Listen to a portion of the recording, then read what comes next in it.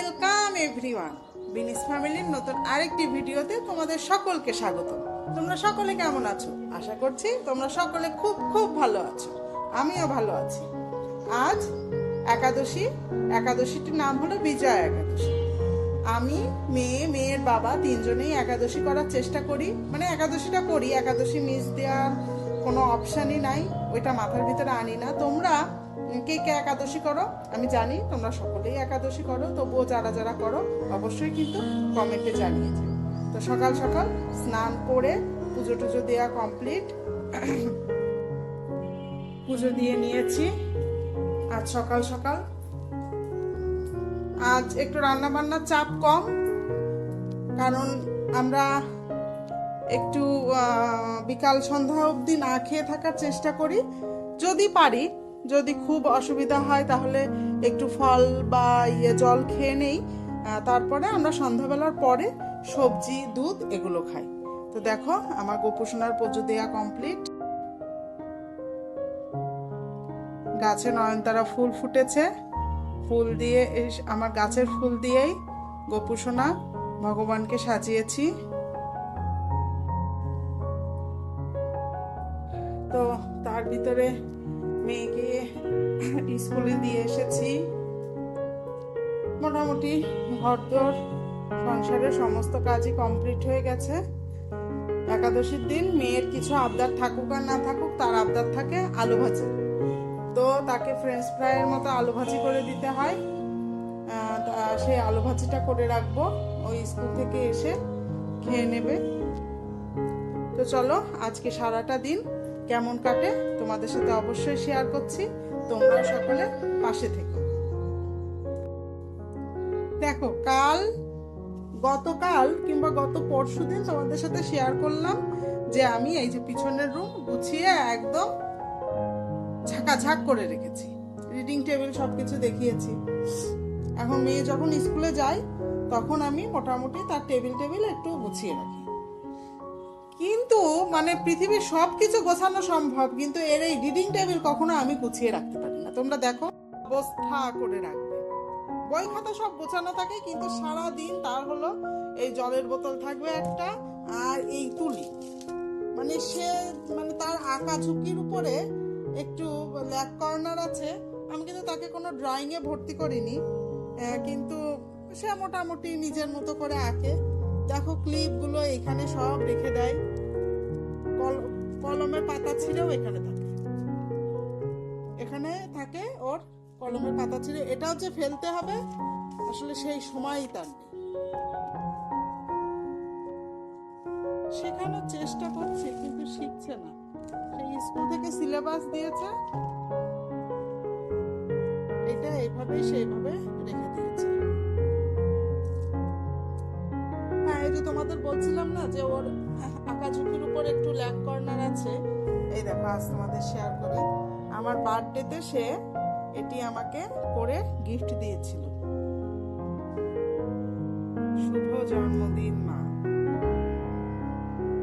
এই যে পাশে, মানে তার কাছে যদি জিজ্ঞেস করা হয় যে তোমার কি গিফট চাই, তুমি কি নিতে চাও, সে সবসময় আমার রং লাগবে, রং সেট লাগবে, নাই তুলির সেট লাগবে, না হয় ওই যে কি ক্যানভাস বোর্ড না কি যেন আছে তার এইটা লাগবে।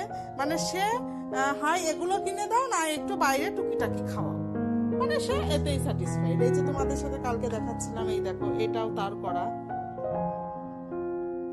একাই করে। সত্যি কথা বলছি, একাই করে। আমি কিন্তু তাকে কোনোভাবেই হেল্প করি না। ওই ইউটিউব দেখে দেখে সে এগুলো নিজের মতো করার চেষ্টা করে। আর এই যে কি এটি ছিল ওই টেপ পেঁচানো ছিল, এটিকে সে আবার নিজের মতো করে একটু রং করেছে।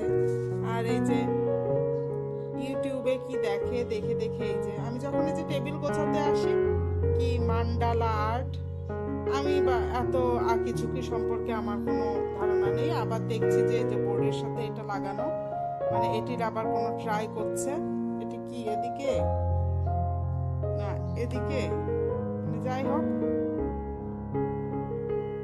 তোমাদের কেমন লাগছে অবশ্যই কিন্তু বলো। আর সাজেস্ট করো তো যে ওকে কি ড্রয়িং ক্লাসে ভর্তি করব নাকি, একটু সাজেস্ট করো তো, তাহলে দেখি ড্রয়িং ক্লাসে ভর্তি করে দিতে হবে। তো যেহেতু তার আঁকিঝুঁকি ভালো লাগে, বাচ্চাদের যেটা ভালো লাগে বা তারা যেটা পছন্দ করে, আমার মনে হয় সেটা প্রায়োরিটি দিয়ে তাকে করানো উচিত। আরও অনেক ড্রয়িং আছে তার, আরও অনেক ড্রয়িং আছে, কিন্তু সেগুলো যে সে কোথায় রেখেছে আমি জানি না। একদিন দেখি তোমাদের সাথে শেয়ার করব, একদিন তোমাদের সাথে তার আঁকিঝুঁকি অনেক কিছু শেয়ার করব।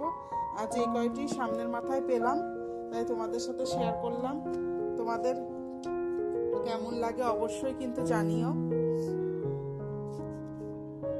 এই যে আর একটা আছে, এটি হলো, মানে যাই হোক, সে তার সময় নষ্ট না করে ওই টিভি মোবাইলে গেম না খেলে এগুলো করে, আমি কোনো কিছু বারণ করি না।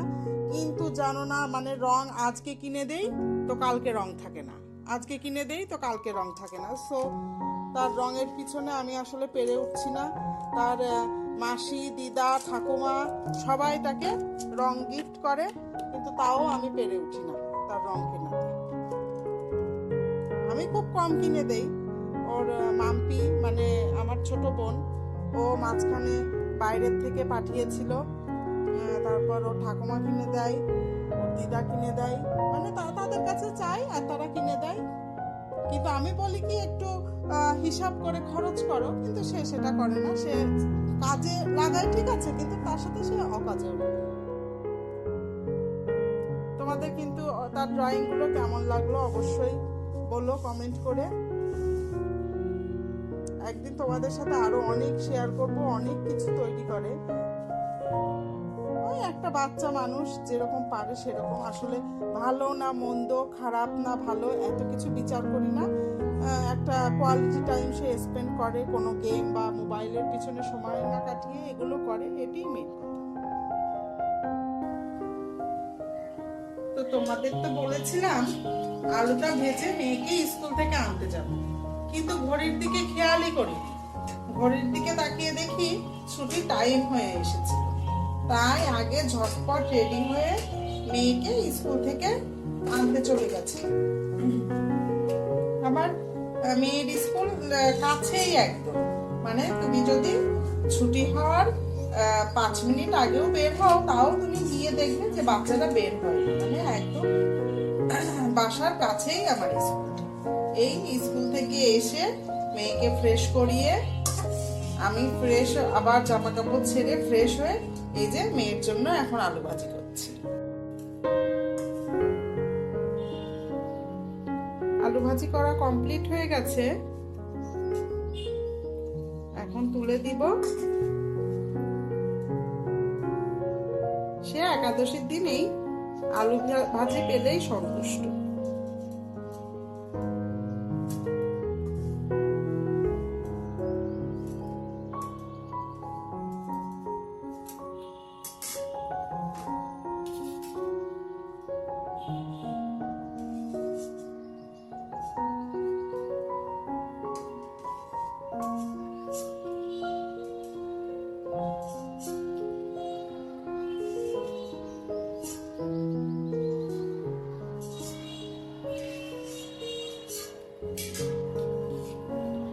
এই যে তোমার আলু ভাজি।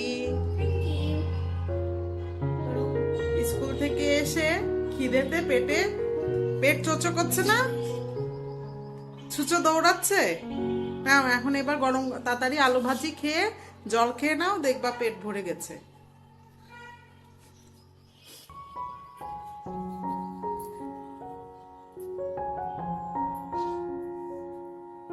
আর এই যে কি যে একটা ব্যাড হ্যাবিট, টিভি দেখতে হবে আর খেতে হবে।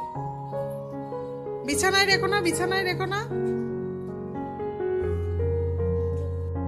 তো আমারও তো এখনো কিছু খাওয়া হয়ে ওঠেনি, তাই চিন্তা করলাম মেয়ের সাথে আমিও দুটো আলু ভাজি খেয়েই এখন দিনটা পার করি। তারপর মেয়ের বাবা অফিস থেকে আসলে তখন না হয় একবারে গরম গরম তরকারি রান্না করে তিনজনে মিলে খাওয়া যাবে। তাহলে চলো আমরা সকলে মিলে এখন আলু ভাজিটা খেয়ে নিই। তো সারাদিন তো দেখলে কেমন কাটলো।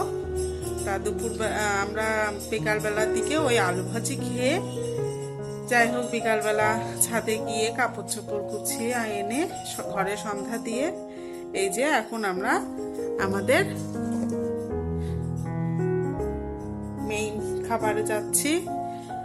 এই সারাদিন পরে ওই সময় ওই মেয়ে একটু আলু ভাজি খেয়েছিল, আমিও একটু খেয়েছিলাম। আজকে আসলে একটু বেশি খিদে লেগে গেছিল, কিন্তু এই সারাদিন শেষে এখন এই ফল দিয়ে শুরু করলাম। ফল খাবো, ফল খাওয়া দাওয়া হবে, আর একটু পরে সবজিও রান্না করব। তো তোমরা কে কিভাবে একাদশী পালন করো আমাকে কিন্তু অবশ্যই কমেন্টে জানিও। আর এই যে টিভিতে আমাদের কীর্তন চলে, আমরা সন্ধ্যা হলে টিভিতে মায়াপুরের যে লাইভ আছে সেই কীর্তন ছেড়ে দেই, খুব ভালো লাগে শুনতে। তা চলো এখন ফল খেয়ে নিই। ফল খেয়ে নিয়ে কি কি সবজি রান্না করি, সাবুত তরকারি হয়তো রান্না করব, সেগুলো সব কিছু তোমাদের সাথে শেয়ার করব। মা, তুমি কি করছো? এই যে একাদশীর তরকারি রান্নার প্রিপারেশন নিলাম। এই যে এই সাবু দিয়ে আলু ফুলকপি দিয়ে এটা একটা সবজি হবে, আর কুমড়ো পেঁপে মিষ্টি আলু, বেশি কিছু আর দিলাম না, এটা দিয়ে একটা সবজি করব। আচ্ছা তোমরা বলো তো এই সাবুটা কেউ চেনো কিনা? এটি একটু বড় দানার শক্ত শক্ত সাবু, আমি সকালবেলা ভিজিয়ে রেখেছিলাম। ভিজিয়ে রাখার পর এই যে এখন জল ঝরাতে দিয়েছি, আর এটার ভিতরে দেব এই আলু আর ফুলকপি, এটা ভেজে নেব। ভেজে নিয়ে সাবুটা ভেজে হলো রান্না হবে। তো তোমরা দেখো যে কিভাবে আমি এই সবজিগুলো রান্না করি।